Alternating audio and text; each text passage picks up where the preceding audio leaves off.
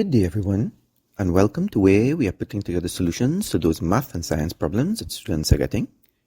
In this video, we will be looking at CSEC Mathematics, and specifically the topic of Consumer Arithmetic. We'll be looking at the past paper questions from May 2014 until 2018. Feel free to like the video and add any comments down below so we can help create other videos that will assist in whatever areas that you are struggling with. Don't forget to look at the description down below where we have outlined the entire CSEC Math syllabus and the order we suggest that you go through it to get a better grasp of this entire subject area.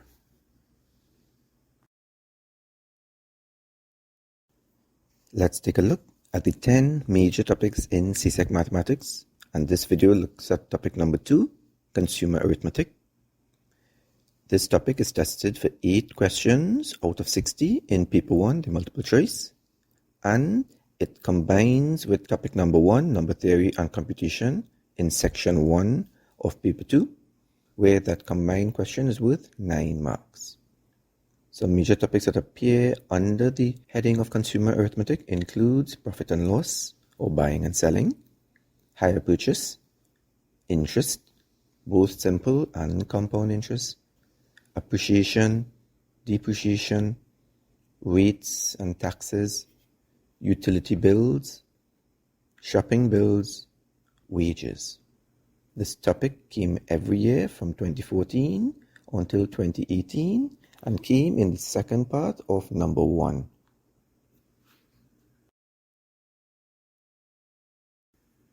May 2014, number 1B. Concrete tiles are made using buckets of cement, sand, and gravel mixed in the ratio 1 to 4 to 6. So let's write that down. Cement to sand to gravel, and that ratio 1 to 4 to 6. And it doesn't matter what quantity that we're using or what unit.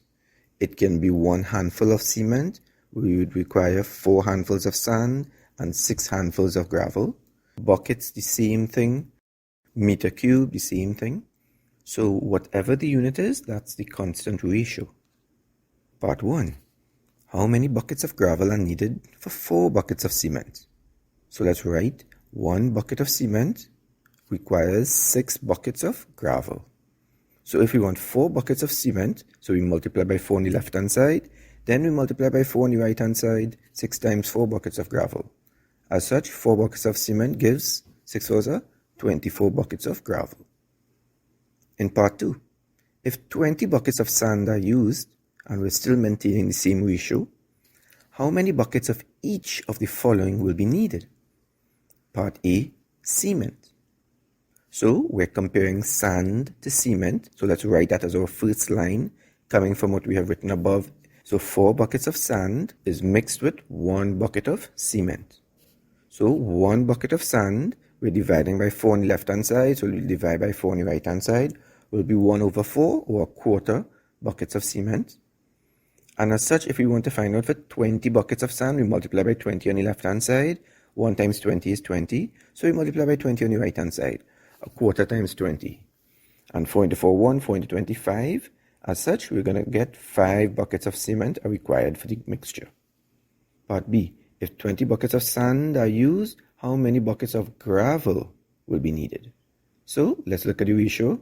4 buckets of sand requires 6 buckets of gravel. So we could find for 1 bucket of sand using the same format as we did in the previous part. And we divide by 4 on the left hand side, so we divide by 4 on the right hand side. So we're going to get 6 over 4 buckets of gravel. We don't need to work it out now, we can work it out at the end.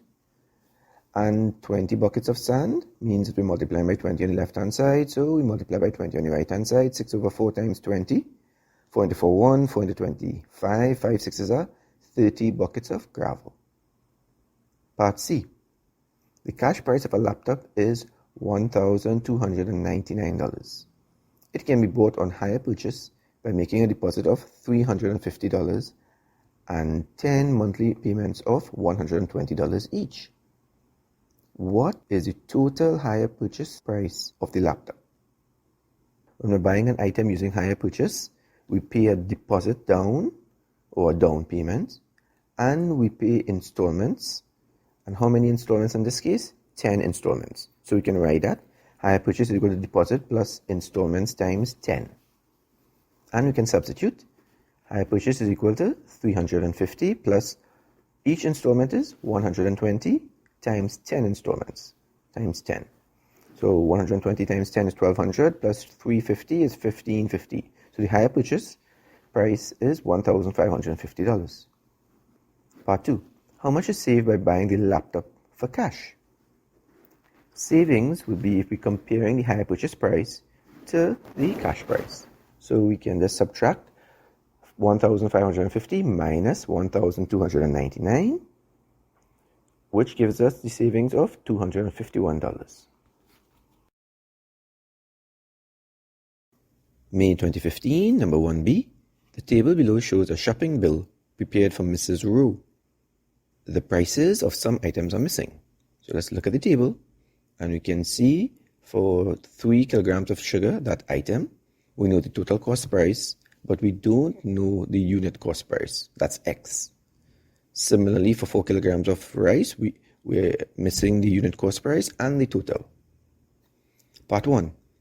Calculate the value of X, the cost of 1 kilogram of sugar, because let's recall unit cost price means for 1. Let's write what we know. 3 kilograms of sugar is equal to $10.80. So if we want to find for 1 kilogram of sugar, we divide by 3 on the left-hand side. 3 into 3, 1, so we divide by 3 on the right-hand side. 1080 divided by 3, so X is equal to $3.60. So that's the unit cost price. Part 2. If the cost price of 1 kilogram of rice is 80 cents more than 1 kilogram of flour, calculate the values of Y and Z. Well, Y is equal to 160 plus 80 cents, 0.80. So Y is equal to $2.40. And we want to work out for Z. So we know 1 kilogram of rice is equal to $2.40. So 4 kilograms of rice is $2.40 times 4. As such, Z is equal to $9.60. Part 3, last part of the question. A tax of 10% of the total cost price of the 3 items is added to Mrs. Rowe's bill. What is Mrs. Rowe's total bill, including the tax? So let's look at the subtotal. If we just add up the 3 items, sugar, rice, and flour, so that subtotal will be equal to $10.80 plus $9.60, which is Z, plus $3.20.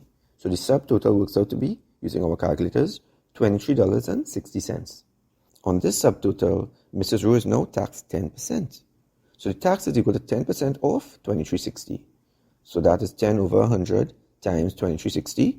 0 cancels 0, and if we divide by 10, we shift the point one place. So the tax is $2.36. As such, the total bill for Mrs. Rowe is the subtotal plus the tax, which is $23.60 plus $2.36, which works out to be $25.96. May 2016, number 1B. Paul bought and sold a computer. He wrote his business activity as follows. Cost price of computer is equal to $1,064. Mark price of computer is equal to $1,399. Discount on mark price is equal to 5% if paid by cash. So calculate, part 1, the selling price, assuming that they paid by cash. So the discount is equal to 5% off the marked price. So that is 5 over 100 multiplied by $1,399. And if we use our calculators there, that will give us $69.95. So our selling price that the person actually has to pay will be the marked price minus the discount, which is $1,399 minus $69.95. So the selling price is $1,329.05. Part 2. The profit or loss as a percentage of the cost price. If we look at the cost price being $1,064 and the selling price being more than that, it means that they made a profit. So Paul's percentage profit would be comparing profit to the cost price multiplied by 100, because we want to change it to a percentage. So the profit would be the selling price minus the cost price all over the cost price times 100. And let's substitute $1,329.05, the value we got in part 1, minus $1,064, the cost price, all over $1,064, that's the comparison, multiplied by 100. So the percentage profit works out to be 24.9%.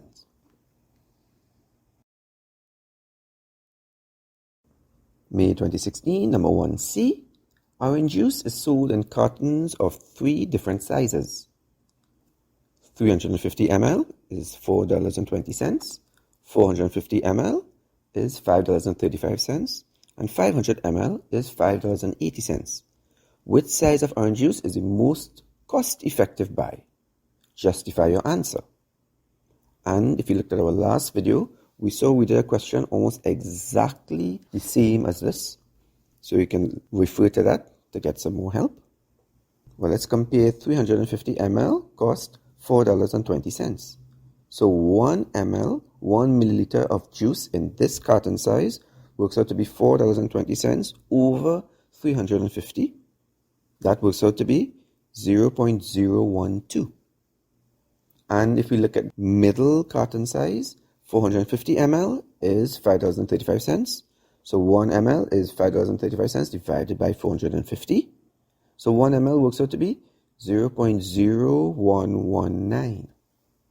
And finally, for the largest size, 500 ml is equal to $5.80. So 1 ml is $5.80 over 500 because we're dividing by 500 on both sides of the equation.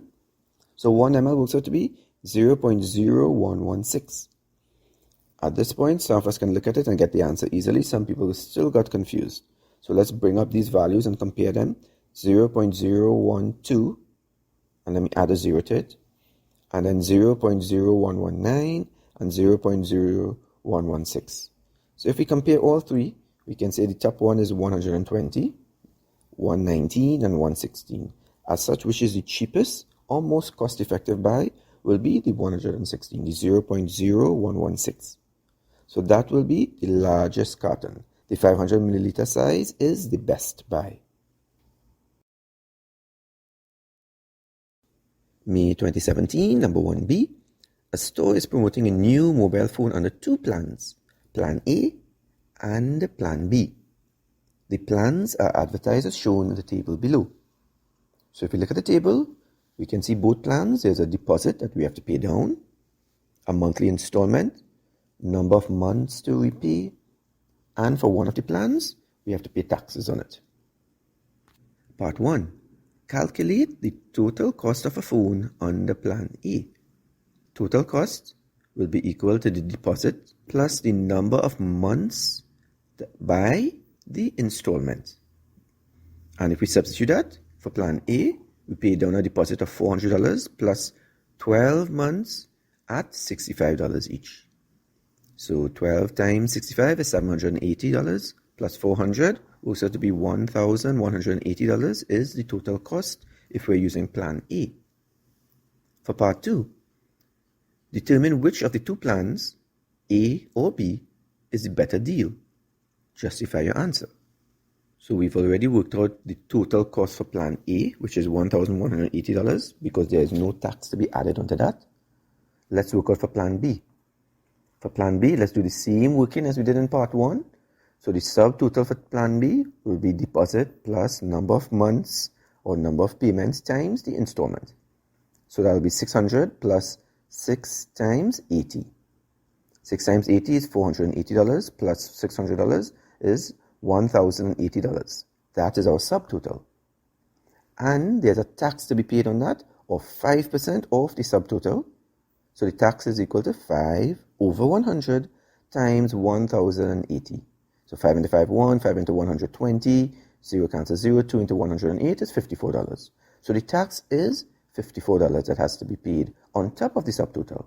So the total cost of Plan B will be the subtotal plus the tax, which is $1,080 plus $54.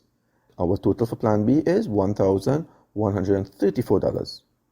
Plan B is better than Plan A as that works out to be the better deal.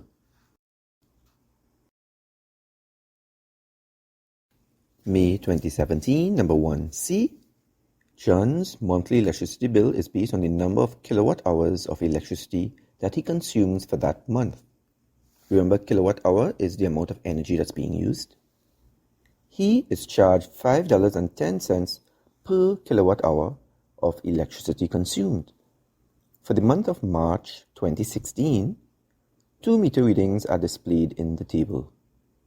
And if we look at the readings, we can see at the beginning of March, the meter reading said 03011, which means that he had previously consumed 3011 kilowatt hours. And the end of the month, the reading now read 3307. Part 1. Calculate the total amount that John pays for electricity consumption for the month of March 2016. So the kilowatt hour used for that month will be the final reading minus the initial reading, the reading at the start of the month. So that's 3,307 minus 3,011. So that works out to be 296 kilowatt hours is how much energy he used for that month. And they gave us a rate. So the total is whatever the rate is times the amount of kilowatt hours used. So that's $5.10 times 296. As such, his total bill would be $1,509.60 for the month of March. For the next month, April 2016, John pays $2,351.10 for electricity consumption. Determine his meter reading at the end of April 2016. So let's use the same formula we came with just now. The total is the rate times the number of kilowatt hours used. And we know the total for the month of April. We could substitute that. $2,351.10 is equal to the rate. It's still $5.10 per kilowatt hour times the number of kilowatt hour used. So we can figure out the number of kilowatt hour used by carrying the 510 across. It'll divide, so we get 2351.10 divided by 5.10. So that gives us 461 kilowatt hours. So the final reading at the end of April will be the initial reading plus whatever he used. So the initial reading for April, or April the 1st, will be the same as the ending of 31st of March, which is 3,307 plus 461. And that means our final reading is, according to the scale, 03768, or 3,768 kilowatt hours. May 2018, number 1B. Jenny works at Sammy's restaurant and is paid according to the rates in the following table. Jenny's weekly wage agreement. Her basic wage is $600 plus 90 cents for each customer served. In a week where Jenny serves N customers, her weekly wage, WJ, in dollars, is given by the formula WJ is equal to 600 plus 0.90N. N meaning number of customers. Part 1. Determine Jenny's weekly wage if she served 230 customers. So let's rewrite the formula. WJ is equal to 600 plus 0.90N. And we can substitute 600 plus 0.90 times 230. So that works out using our calculator to be $807 Jenny got paid for that week. In part 2. In a good week, Jenny's wage is $1,000 or more. What is the least number of customers that Jenny must serve in order to have a good week? So we have our formula. Let's write that. WJ is equal to 600 plus 0.90N. And we want to get at least $1,000. So there are a couple of different ways to work it out. Let's substitute 1,000 into the equation. And if we look at the equation now, 1,000 is equal to 600 plus 0.90N. There's only one unknown, so we can find for that. So if we're going to find for N, let's carry the 600 across. So it'll be 1,000 minus 600 is equal to 0.90N. That works out to be 400 is equal to 0.90N. So N would be, carry the 0.90 across, so it'll be 400 divided by 0.90. So that works out to be 444.4 customers. And of course, Jenny can't serve 0.4 for a customer. It has to be a whole number. So she needs to get at least $1,000 or more. Means that she must serve at least 445 customers.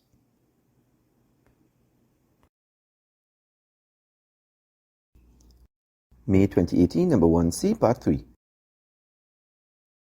At the same restaurant, Shona is paid a weekly wage of $270 plus $1.50 for each customer she serves. If WS is Shona's weekly wage in dollars, write a formula for calculating Shona's weekly wage when she serves M customers. So it will look similar to WJ, that formula. So WS is equal to 270, that's her basic, plus 150 M, because she's getting $1.50 for each of her M customers. Last part of the question, part 4. In a certain week, Jenny and Shona received the same wage for serving the same number of customers. How many customers did they each serve? So we can write WJ is equal to WS, meaning Jenny's wage is equal to Shona's wage. And we know the formula is 600 plus 0.90 N is equal to 270 plus 1.50. And I'll use N here because the number of customers is the same for both of them. If we look at that line, there's only one unknown, N, so we can solve for that. So let's carry all the numbers on one side and let's carry all the unknowns on the other.